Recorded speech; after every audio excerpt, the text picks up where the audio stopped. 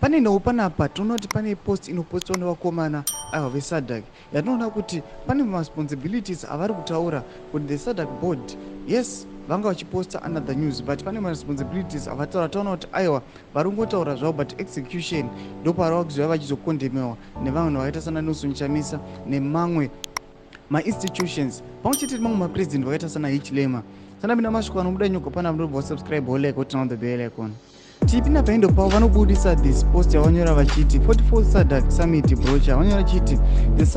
Sadc Summit brochure is annual publication published by the Sadc Secretariat in partnership with the Southern African Research and Documentation Center (SARDC). It provides highlights in the progress made in the implementation of the priorities aligned in the Sadc Regional Indicative Strategy Development Plan. The SDP 2020-2030 priorities are peace, security, good governance, industrial development, and market integration, infrastructure development in support of the regional implementation, social and human capital development in cross-cutting issues including gender, youth, environment and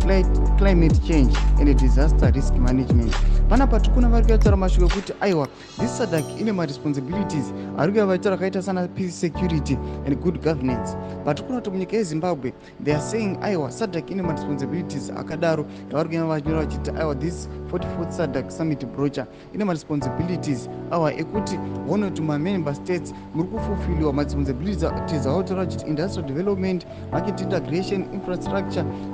peace, security, good governance, but toona kuti munyika yeZimbabwe good governance yacho hamuna, toona kuti peace yacho hamuna, but they come vachinopa the summit pane nyika yakadaro but vasinga address those issues dzavari kumenshina vachiti aiwa the Sadc Summit brochure irresponsible